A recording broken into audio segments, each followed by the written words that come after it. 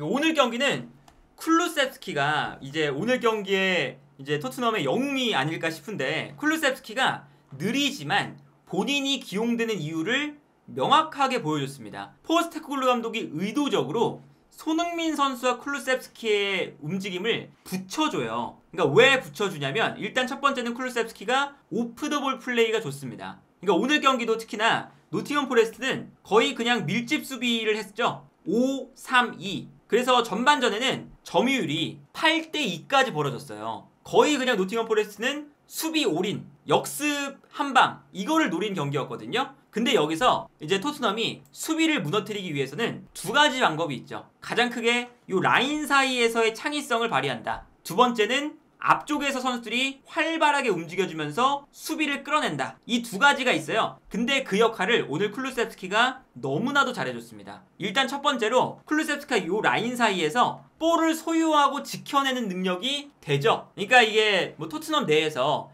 가장 볼 소유 능력이 좋은 선수가 쿨루셉스키잖아요. 물론 이제 스피드가 다소 느리지만 볼을 약간 끈다 라고 느껴지는 것을 다르게 생각하면 볼을 소유하고 안 뺏긴다는 거거든요. 이제 그래서 이제 오늘 경기 보시면 쿨루셉스키가 노팅엄 포레스트의 이 수비 라인 사이에서 볼을 잡아서 찬스를 만드는 장면들이 많습니다. 이 장면 보시면 한눈에 봐도 노팅엄 포레스트의 수비가 엄청 촘촘하게 서 있죠. 공간이 기본적으로 좁아요. 근데 쿨루셉스키가 요 라인 사이에서 볼을 받습니다. 그리고 볼을 받으니까 쿨루셉스키 쪽으로 당연히 노팅엄 포레스트의 수비수들이 모여들기 시작하죠. 여기서 이제 볼을 빼앗기 위해서 노팅엄 포레스트는 수비를 밀집시키고 있는 거거든요. 근데 여기서 쿨루셉스키가 볼을 소유하는 능력이 돼요. 그래서 볼을 소유하고 안 뺏기죠. 그리고 쿨루셉스키가 볼을 요 사이에서 안 뺏기니까 노팅엄 포레스트의 수비수들이 쿨루셉스키에게 쏠립니다. 심지어 손흥민을 마크해야 되는 오른쪽 풀백 니코 윌리엄스도 쿨루셉스키에게 약간 시선이 쏠려 있어요. 그러다 보니까 순간적으로 뒤에 있는 손흥민 선수의 움직임을 놓쳤고,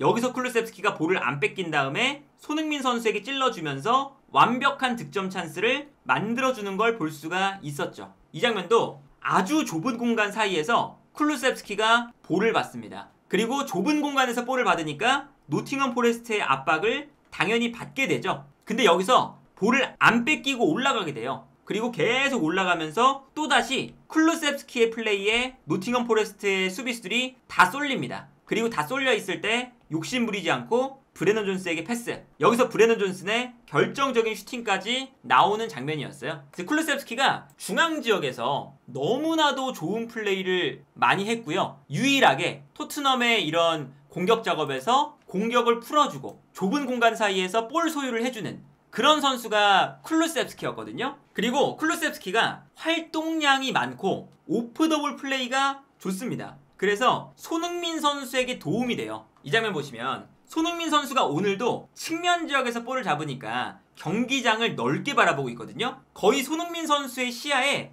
7, 8명 선수가 지금 들어와 있죠. 근데 여기서 쿨루셉스키의 움직임을 보시면요, 열심히 뛰어나갑니다. 뛰어나가면서 수비수들을 끌고 움직여요. 그러니까 끌고 움직이니까 뒤쪽에 있는 선수에게 공간이 나고, 이 공간으로 손흥민 선수가 패스를 뿌려줄 수 있는 이런 찬스가 만들어지는 거거든요. 그래서 이 다음 장면을 보시면요, 쿨루셉스키가 수비를 끌고 들어가니까 자연스럽게 안쪽에 공간이 나고, 여기서 손흥민 선수가 치고 들어오면서 플레이를 할 수 있는 상황이 자연스럽게 만들어집니다. 그러니까 이 노팅엄 포레스트가 답답한 밀집 수비를 만들었을 때 볼 소유가 기본적으로 되니까 이 볼 소유가 아주 큰 도움이 됐거든요. 그런데 경기 중간에 브레넌 존슨이 부상을 당했죠.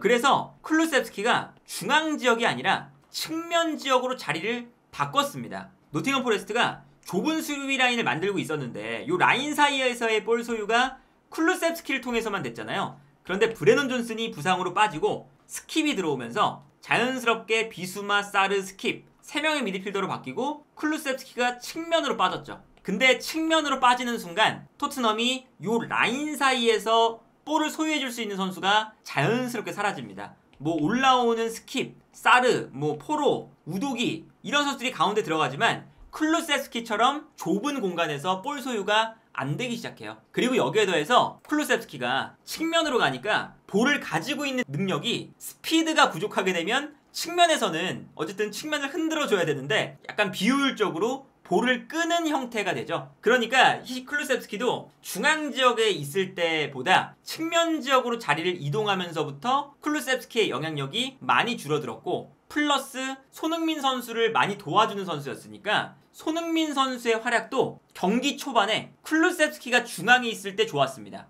근데 클루셉스키가 측면으로 나가니까 손흥민 선수의 플레이도 영향력이 많이 줄어들었죠. 그런데 여기서 이제 다행이었던 점은 뭐가 있었냐? 클루셉스키가 측면으로 가니까 브레넌 존슨보다 좋은 건 브레넌 존슨은 크로스를 너무 투박하게 올려요. 그런데 클루셉스키가 측면으로 가면 그래도 크로스의 질이 좋아지죠.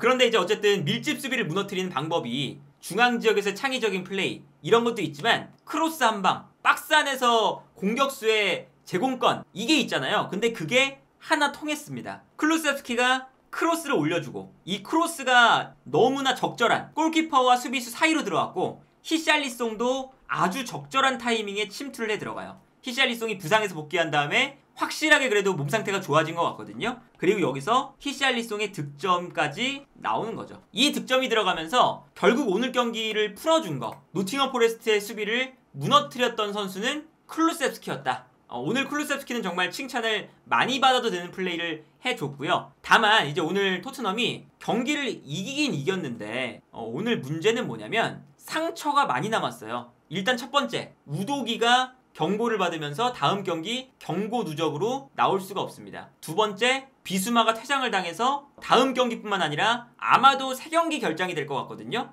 그런데 3경기 결장이 왜 안 좋냐면 비수마가 네이션스컵을 가잖아요. 비수마가 못 나오는 경기 에버튼, 브라이튼, 본머스까지 요 경기까지 못 나올 것 같아요. 근데 손흥민 선수도 2경기까지 하고 아시안컵을 가죠. 근데 네이션스컵도 거의 일정이 비슷해서 비수마가 본머스전까지 하고 네이션스컵을 갈 예정이었습니다. 그런데 비수마가 본머스까지 못 나오면 이 뒤부터 또 네이션스컵으로 못 나오는 거예요. 그러면 사실상 비수마가 오늘부터 이제 네이션스컵이 끝날 때까지 못 나오는 지금 흐름이 되지 않을까 싶고요. 근데 이거는 이제 토트넘이 오늘 경기 심판이 경기 자체를 잘 운영하지 못한 측면을 피해를 좀 본 것도 있습니다. 어떤 거냐? 이 기본적으로 토트넘은 볼을 소유할 때 상대방의 압박을 의도적으로 받으려는 그런 플레이를 많이 하죠. 그러니까 수비 라인에서 빨리빨리 안 걷어내요. 왜 빨리빨리 안 걷어내냐? 볼을 가지고 있다가 상대가 올라왔을 때 그 압박을 풀어내서 상대방의 뒷공간을 허물어뜨리겠다. 이건데 오늘 노팅엄이 정말 거칠게 들어왔어요. 물론 거칠다는 게 다 나쁜 건 아닌데 반칙성 플레이도 중간중간 섞여 있었죠. 근데 오늘 심판이 매우 관대한 심판이었습니다. 그러니까 오늘 토트넘이 후방에서 볼을 늦게 처리하면 강한 압박을 받을 수밖에 없는 상태가 되고 거기서 볼을 많이 뺏겼거든요.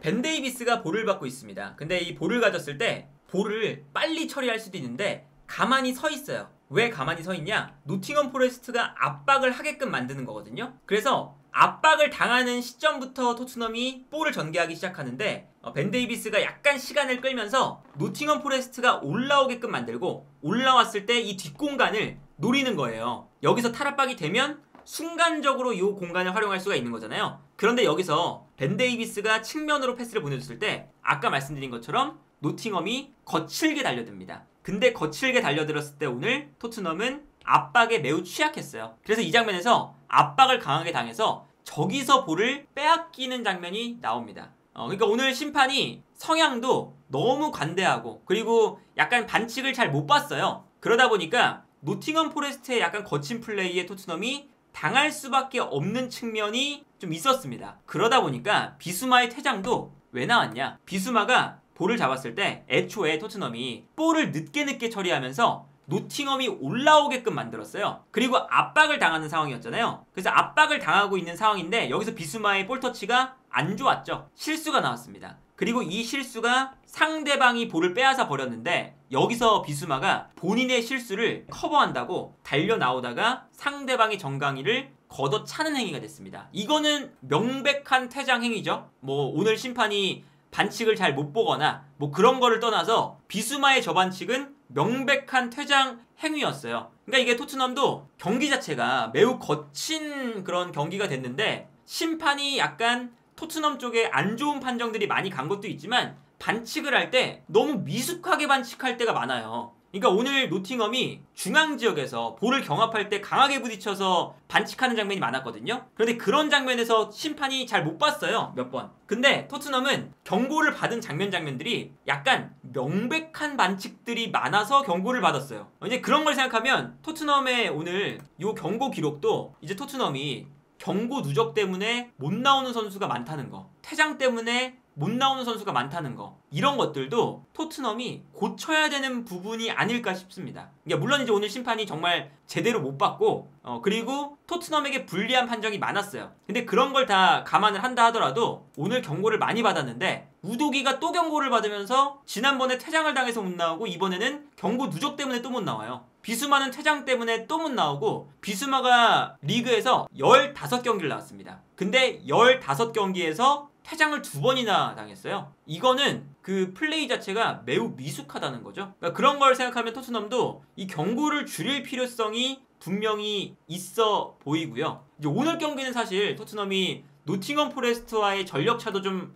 많이 나고 그리고 수준차가 좀 나기 때문에 노팅엄 포레스트의 공격이 토트넘이 한 명 없을 때도 위협적이지가 않잖아요. 그래서 오늘 경기는 사실 순위를 지키는 측면에서 무조건 잡아야 되는 경기였고 다음 경기들이 좀 안 좋거든요. 에버튼, 최근에 프리미어리그에서 가장 폼이 좋은 팀 중 한 팀이죠. 그리고 브라이튼, 당연히 까다로운 팀이죠. 근데 요 두 경기를 앞두고 우도기 경고 누적으로 다음 경기 못 나오고 비수마 퇴장으로 에버튼, 브라이튼전 다 못 나옵니다. 오늘 경기는 토트넘이 사실은 수월하게 잡아야 되는 경기였고 다음 경기부터가 또 약간 까다로운 일정이 있는데 이 까다로운 일정에서 부상도 아니고 본인들의 경고 누적, 퇴장 이런 걸로 전력 누출이 있으면 토트넘도 포스테코글루 감독이 전술적으로 이거를 이끌어가는 데에도 한계가 있다. 그래서 오늘 경기는 기본적으로 토트넘 자체가 잃은 것이 많은 경기고요.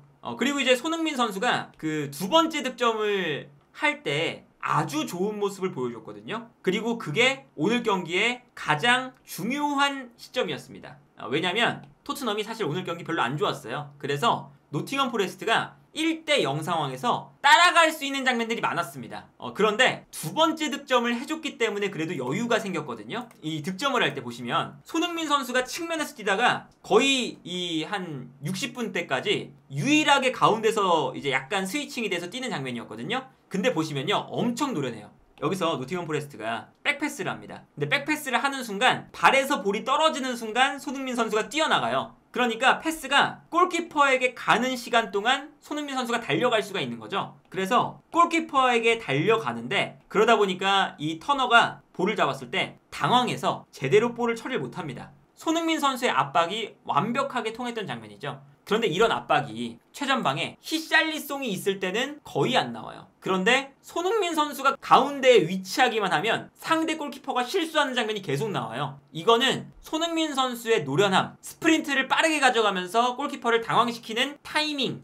이런 게 다 포함이 되는 거고요. 여기서 쿨루셉스키에게 아주 좋은 기회가 와서 본인이 치고 들어가서 득점으로 마무리하는 이 장면까지 나오는 것도 오늘 손흥민 선수가 이제 쿨루셉스키가 측면으로 가면서 약간 밀집 수비에 어려워하기도 했고 수비수가 기본적으로 손흥민 선수에게 많이 붙어 있어서 플레이 자체가 어려운 날이었어요. 그런데 두 번째 득점을 할 때는 아주 큰 기여를 했다. 그래서 이제 이런 걸 보면 이제 손흥민 선수의 이번 시즌 이 포스테코글루 감독의 그 전술적인 측면에서 가져가는 역할 자체가 매우 중요하다는 것은 뭐 두말할 나위도 없고요. 그래서 이제 뭐 손흥민 선수도 오늘 경기 중요한 상황에서 중요한 플레이를 분명하게 해줬다.